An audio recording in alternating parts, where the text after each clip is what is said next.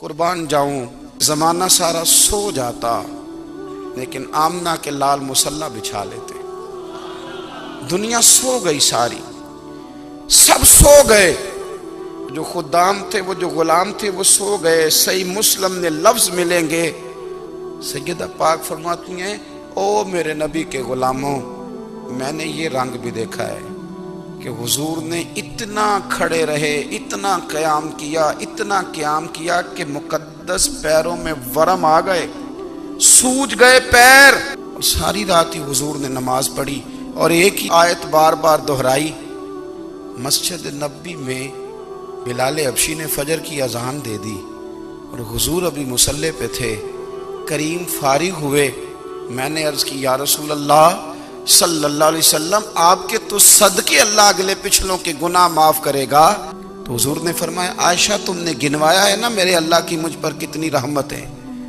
अफला अकूना अब्दन शुकूरा, फरमाया अगर उसने इतनी नेमतें दी हैं तो क्या मैं उसका शुक्रगुजार बंदा ना बनूं?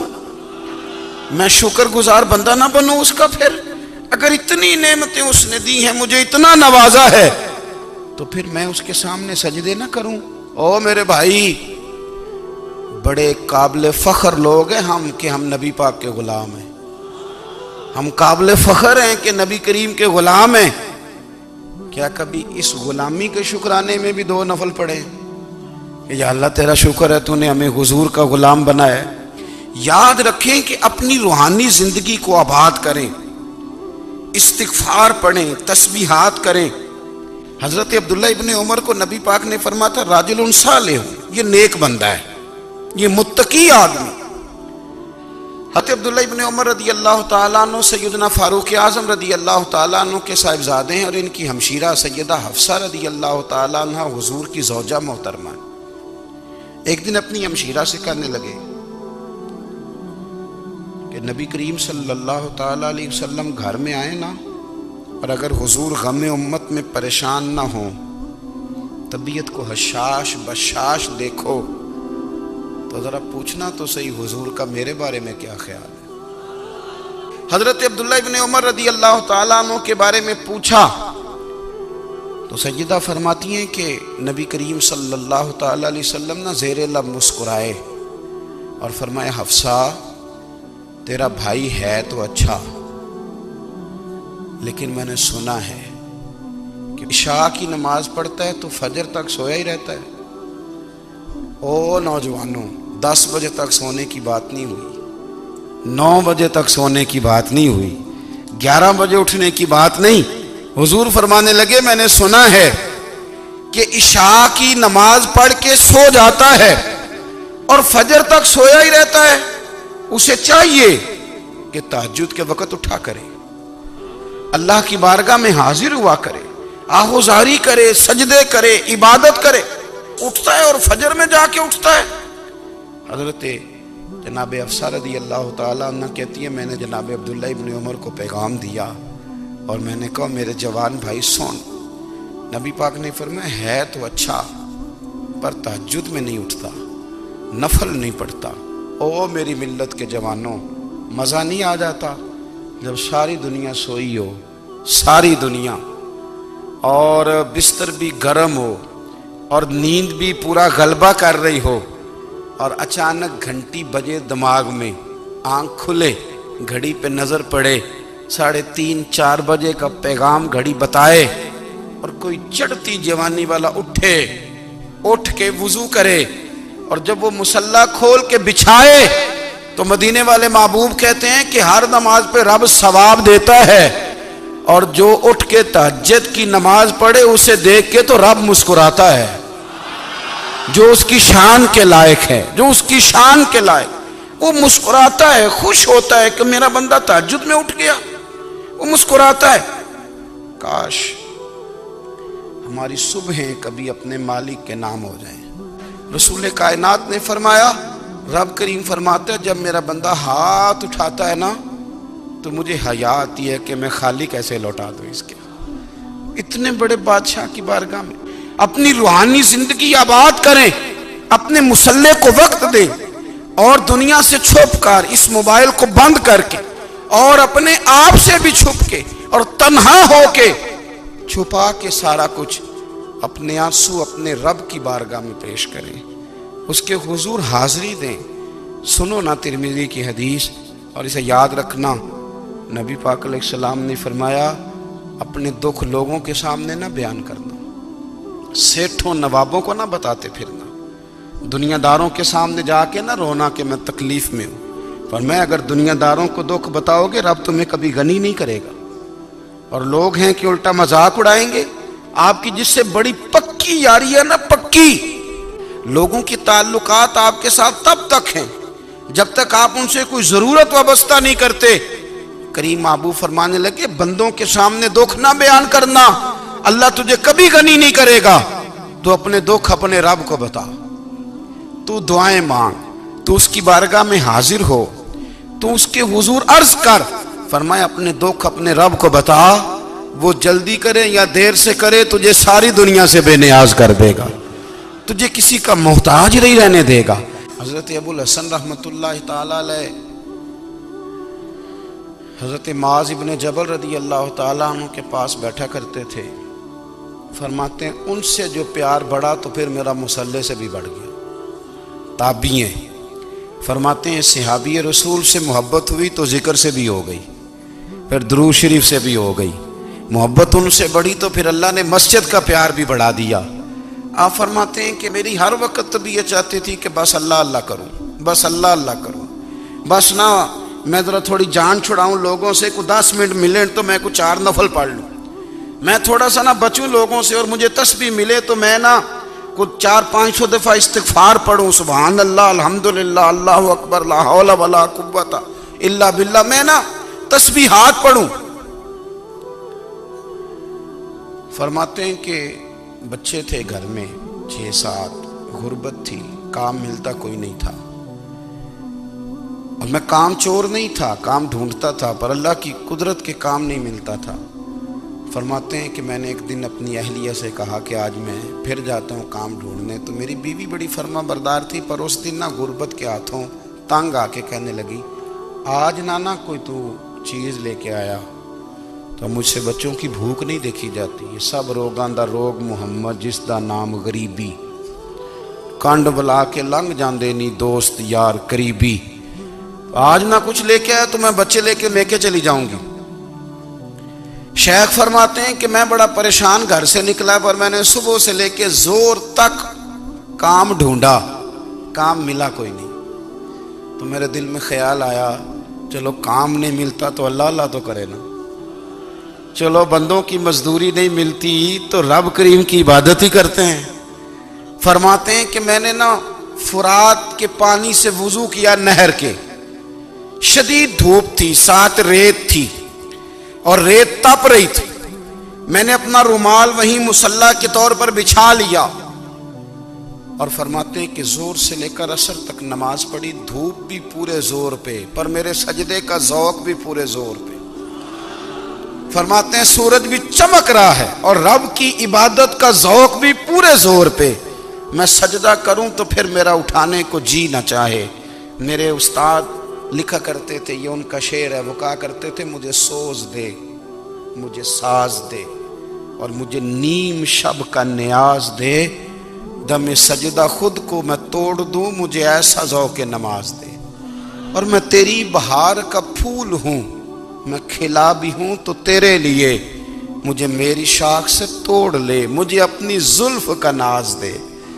भाई फरमाते हैं कि असर तक मैंने नफल पढ़े, दिल ढलने लगा, असर की नमाज पढ़ी और मैं वहां से चला। अब मैं जब निकलने लगा तो दिल में ख्याल आया कि छोटी छोटी दीवारें हैं घर की, बगैर कुछ लिए जाऊंगा तो बीवी दूर से देखेगी तो शोर करेगी कि फिर खाली हाथ आ गया है। कहते मैंने अपने उसी रुमाल में जिस पे मैंने नमाज पढ़ी थी ना, रुमाल में की आखी दे पंजाबी जसाफा, कहते हैं उसी में ना मैंने कुछ रेत भर ली कि वो दूर से देखेगी तो समझेगी कुछ लेके आया है, चलो जाके उसे बता दूंगा कि आज फिर मजदूरी नहीं मिली। कहते हैं वो रेत लेकर जब मैं घर में गया तो पहले बीवी दरवाजे पे खड़ी होती थी, पूछती थी खाली हाथ आ गए हो? आज मैंने देखा तो है ही कोई नहीं।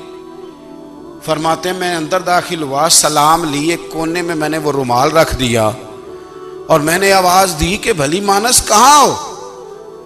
तो वो कहने लगी आप मुंह हाथ धो ले, मैं रोटी लेके आई। मैंने कहा रोटी कहां से आ गई? यहां तो कई दिनों के फाके, तो कई दिनों की गुर्बत है, यहां तो इस घर में तो फकीरी है। फरमाते हैं कि वो रोटी लेके आई और उस वक़्त की जो मौजूदा नेमतें थी, समझ ले सलाद अचार हर चीज साथ लाई। मैंने कहा कि बच्चे कहाँ गए? कहने लगी वो खाना खा के खेलने गए, आप खाना खा लें आ जाते। खाना उसने चुन दिया। मैंने हैरत अंगेज लहजे में सारी नेमतें अपने दस्तरखान पे देख करके बीवी से पूछा ये कहां से आया खाना? बच्चों को तूने कहां से खाना खिलाया? ये सारा कुछ कैसा है?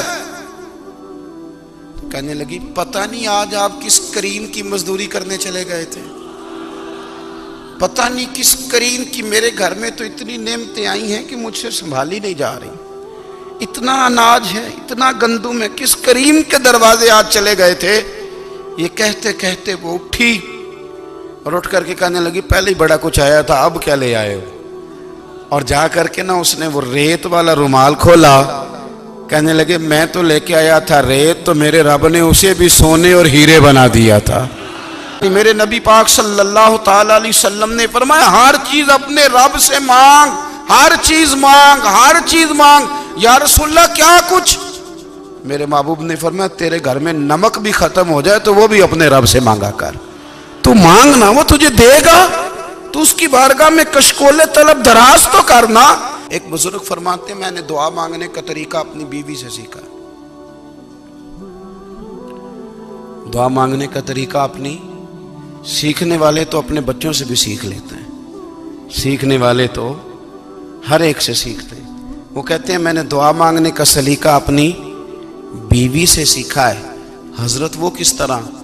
फरमाने लगे मेरी बीवी ने ना मुझे कोई काम बताया, कुछ पैसों की ज़रूरत के लिए कहा, तो मैंने उसे कहा कि भाई अभी मेरे पास नहीं है, कुछ दिनों में आते हैं तो मैं दे दूंगा। औरतों की आदत होती है, वो बार बार याद कराती हैं। 2-4 दिनों के बाद फिर उसने कहा हजरत वो मैंने कहा था कुछ पैसे, मैंने उसे कहा कि अभी मेरे पास नहीं है, कुछ दिनों में मिलते हैं तो मैं तुम्हें दे दूंगा। उसने कुछ दिनों के बाद फिर कहा हुजूर वो मैंने कुछ पैसे कहे थे। फरमाते मैंने डांट दिया, मैंने कहा कि क्या तू रोज मुझे शर्मिंदा करती है? कहा ना मेरे पास नहीं है, होंगे तो दे दूंगा, तू रोज याद कराती है। फरमाते उसने पहले तो मेरी डांट को सहा, फिर मेरे सख्त जुमलों ने उसकी आंखों में आंसू पैदा कर दिए, फिर उसने अपने आंचल में अपने उस दुख को समेटा और फिर उसने एक जुमला कहा तो मैं रो पड़ा और मुझे अपने रब से मांगने का तरीका आ गया। मुझे कहने लगी हजरत जी आपने डांट दिया, मैंने सह लिया, पर आप ही मेरे शौहर हैं, बताएं ना, आपसे न कहूं तो मैं किससे जाके कहूं? फरमाते हैं मैं रो पड़ा और मैं खुल के रोया और मैं तड़प के रोया और फिर मेरी सिसकियां बंद गईं। तो मुझे कहने लगी आपको क्या हुआ? मैंने कहा मुझे भी दुआ मांगनी आ गई है। जब मैं उसे कहूंगा ना अल्लाह तू ही मेरा रब है, मैं तुझसे न कहूं तो मैं किससे जाके कहूं? मैं क्यों किसी बंदे से सवाल करूं? मैं क्यों किसी दुनियादार से कहूं? मैं तेरे बंदों का, नेक बंदों का वसीला लेके, तेरे महबूब की गुलामी लेके तेरी बारगाह में आया, तुझसे ना मांगूं तो किससे मांगूं? समझ आ गई है, जब मैं इस रंग में मांगूंगा तो मेरा रब मेरे ऊपर बड़ा ही फजल फरमाएगा, वो मेरे ऊपर बड़ी रहमत करेगा, वो मेरे लिए आसानियां करे। अजीज दोस्तों, हम इस तरह करने लग गए हैं कि हमने ना अपने ताल्लुकात पर एतमाद करना शुरू कर दिया है। मेरे ताल्लुकात बहुत हैं, हमने अपनी दौलत पर एतमाद करना शुरू कर दिया है, मेरे पास दौलत बहुत है। हमने अपने इल्म पर, अपनी शोहरत पर एतमाद करना शुरू कर दिया है कि मेरे पास फलां चीज बहुत है। याद रखना, जब बेनियाज अपनी सिफ्ते बेनियाजी दिखाता है तो बड़ी बड़ी दौलतों वाले मजबूर नजर आते हैं। भाइयों, जब इंसान का रिश्ता अपने मालिक के साथ होता है फिर तो गम भी कुछ नहीं कहते, परेशानियां भी कुछ नहीं कहती, फिर तो जिंदगी सब्र वाली, फिर तो जिंदगी तवक्कुल वाली, फिर तो जिंदगी भरोसे वाली। फिर इंसान अपने आप को रुसवा नहीं करता, दुनियादारों से उम्मीदें उसकी खत्म हो जाती, उम्मीदें अल्लाह रसूल से लगा लेता है, मजबूत हो जाता है, मजबूत ताकतवर हो जाता है, खुददार हो जाता है, बावकार बाइज्जत हो जाता है। हजरत अब्दुल्ला इब्ने उमर रदी अल्लाह ताला अन्हु, हजरत उमर के साहिबजादे, मक्का मुकरमा में उनकी कब्र है। मैंने जब उन्हें पढ़ा तो मुझे उनसे बड़ा प्यार हो गया। लेकिन आपको पता है वहाँ जाके किसी शख्स का मज़ार तलाश करना या पूछना एक मुश्किल काम होता है। तो एक दफ़ा मैं मक्का शरीफ में हाजिर था, तो एक गाड़ी वाला ड्राइवर मुझे कहने लगा कि मौलाना मैं आपको जानता हूँ, मुझे आपसे मोहब्बत है, एक बात बताऊँ आपको। मैंने कहा बताओ। कहने लगे हज़रत अब्दुल्ला इब्ने उमर की कब्र देखनी है। मैंने कहा ये तू नहीं कह रहा, ये किसी ने बंदोबस्त कराया है, ये अल्लाह ने तेरे दिल में बात डाली है, ये हो गया, तू ले चल मुझे। हजरत बहलोल दाना रहमतुल्लाह अलैह बैठे थे, तो हारून रशीद हज करके आ रहा था। तो रास्ते में हजरत शेख से मुलाकात हो गई, तो अस्सलामु अलैकुम के बाद कहने लगा हुजूर कोई हुक्म हो तो बताइएगा। तो हजरत बहलोल दाना फरमाने लगे तेरा रब कौन है? उसने कहा अल्लाह। तो फरमाया मेरा कौन है? कहा अल्लाह। फरमाने लगे तो बड़ा ही बेवकूफ है, क्या तू ये समझता है कि रब हारून रशीद को तो देगा और बहलोल दाना को भूल जाएगा?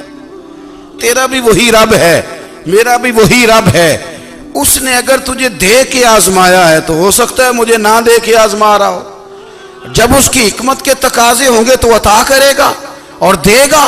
तू जा अपना काम कर। भाई अपनी रूहानी जिंदगी, अपनी इबादत, अपने वज़ाइफ, अपने रोजमर्रा के मामलात, अपनी दुआएं, अपना इस्तिग़फ़ार, देखो कोई मुश्किल काम तो नहीं। 2 रुकू हैं सूरह वाक़िया के, अगर रात को पढ़ ली जाए तो। मैं किस तरह ये बात बयान करूं कि तावीज़ बांटना आसान है और वजीफा बताना मुश्किल है। सारा दिन तावीज़ बांटें तो लोग लेने को तैयार हैं, और अगर आप वजीफा बताएं तो कहते हैं तो मुश्किल काम है।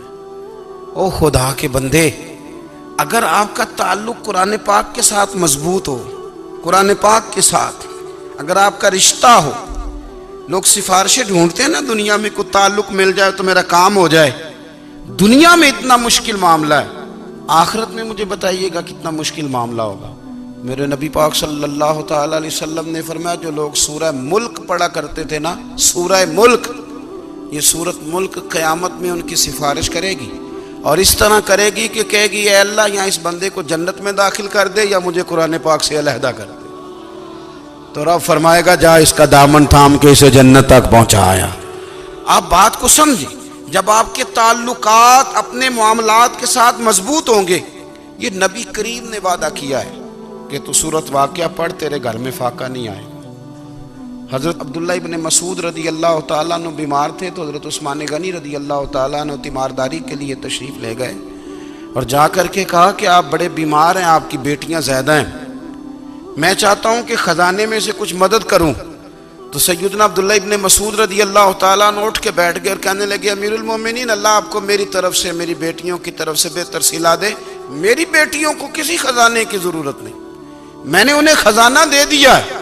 कहा जनाब आपने कौन सा खजाना दिया है, मैं आपके माली मामलात को जानता हूं। तो फरमाने लगे अमीरुल मोमिनीन, मेरे नबी करीम ने फरमाया है जो सूरत वाक़िया पढ़े उसे कभी फाका नहीं आता, मैंने बेटियों को याद करा दी है, ये खजाना मैंने उन्हें दे दिया है। वो सारे वालिदैन सुने जो बेटियों के लिए परेशान रहते हैं। हजरत अब्दुल्ला इब्ने मसूद नसीहत कर रहे हैं, फरमाने लगे मैंने सूरत वाक़िया याद भी करा दी है, पढ़ने की आदत भी डाल दी है। हुजूर ने फरमाया है जो सूरत वाक़िया पढ़े उसे फाका नहीं आता। कहने लगे चांद तो अपनी जगह छोड़ सकता है, सूरज गिर सकता है, तारे टूट सकते हैं, पर मदीने वाले रसूल की बात गलत नहीं हो सकती। हुजूर ने फरमाया फाका नहीं आएगा तो इंशाअल्लाह कभी भी नहीं आएगा। करने का काम यह है कि हम अपने मामलात, अपनी इबादत, अपनी दुआएं,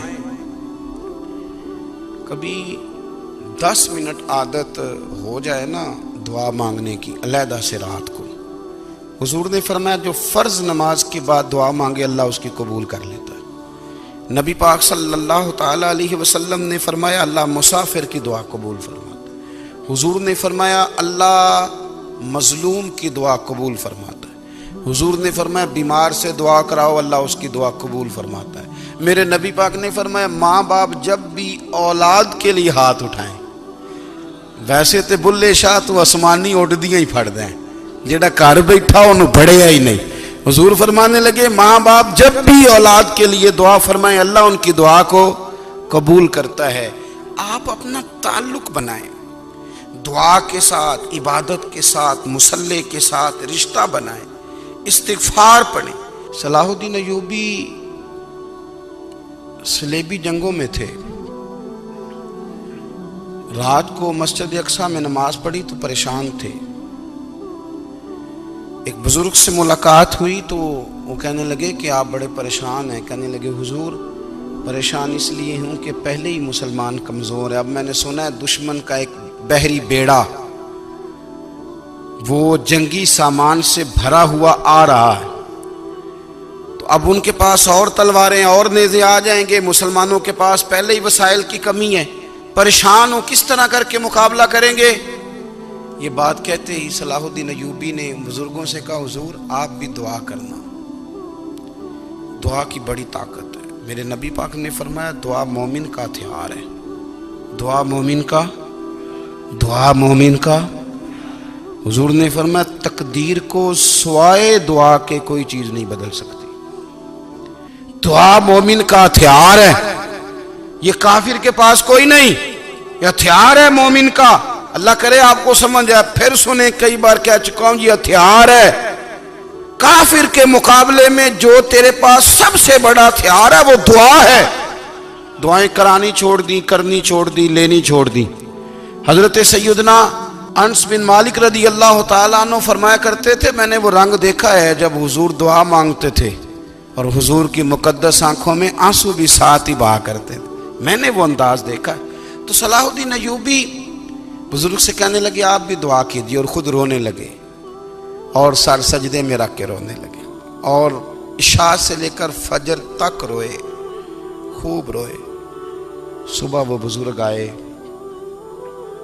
तो सलाहुद्दीन अय्यूबी का खूबसूरत और हंसता हुआ चेहरा देखा। कहने लगे आप बड़े खुश हैं, रात तो मैंने बड़े रोते हुए देखा था। तो कहने लगे हुजूर वो जो बहरी बेड़ा आ रहा था ना वो पानी में डूब गया है, अब वो नहीं आ रहा, अभी खबर आई है तो मैं बड़ा खुश हूँ। बुजुर्ग कहने लगे ओठ सीने से लग और सुन एक बात, वो बहरी बेड़ा पानी में नहीं डूबा, वो तेरे आंसुओं में डूब गया है। वो जो तू रात रोया है ना रब करीम की बारगाह में, तो वो डूब गया है। भाई अपना मुसल्ले का, इबादत का, वज़ाइफ का, अल्लाह अल्लाह का सिलसिला उसको मजबूत करें, अपनी दुआओं के ताल्लुक़ को मजबूत करें।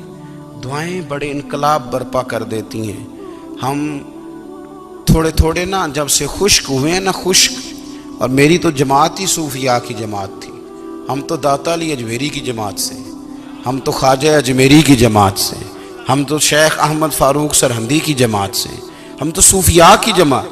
हमारी जमात ने भी वो ताल्लुक़ जो हमारे बुज़ुर्गों ने बनाया था। बुज़ुर्ग अल्लाह के करीब कैसे जाता है? तो हमारे यहाँ ना बहुत सारे लोग कहते हैं जी नज़र हो गई तो काम हो गया। भाई जो बुखारी मुस्लिम में तरीका है ना अल्लाह का कुर्ब पाने का, वो तो नफल है। नबी करीम अलैहिस्सलाम ने फरमाया बंदा नफलों के ज़रिए रब के करीब जाता है, और इतना करीब जाता है कि फिर अल्लाह उसकी ज़ुबान बन जाता है, अल्लाह उसकी आंखें बन जाता है, कान बन जाता है, हाथ और पैर बन जाता है। तो ये तो इबादत है, ये तो अल्लाह की बारगाह की हाज़िरी है जो आपको अल्लाह के करीब करेगी।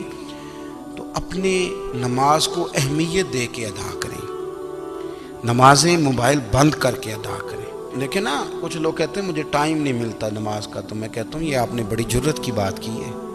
मुझे को मेरा पीर भाई कह देना मेरे पास टाइम नहीं आपको मिलने का, तो मैं कहता हूँ आज के बाद आना ही ना।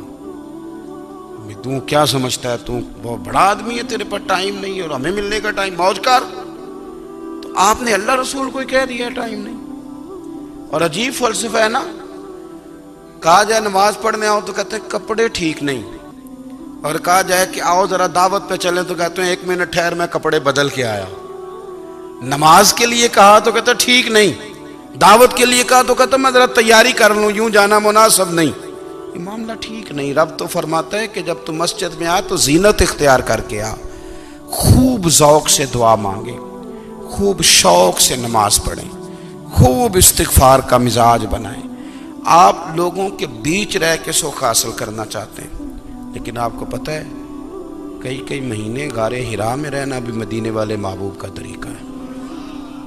हर साल एतिकाफ बैठना अलग से, ये भी हुजूर का तरीका है। मस्जिद नबी के अंदर दरवाज़ा खुलता था नबी करीम का, पर घर के अंदर नफल पढ़े नबी पाक। और हुजूर फरमाते हैं कुछ नफल नमाज घर में भी पढ़ा करो, घर को कब्रिस्तान ना बनाओ। हमारा घर अल्लाह के जिक्र से आबाद होगा। अगर हम नमाज पढ़ेंगे ना, मैं जब सुन्नत पढ़ने के लिए घर में खड़ा होता हूँ तो मेरा जो 2.5-3 साल का बेटा है ना, वो भी मेरे साथ नमाज पढ़नी शुरू कर दो। उसे पता कोई नहीं नमाज क्या होती है, लेकिन वो भी ना सजदा ना भी करना है तो साथ लेट ज़रूर जाता है।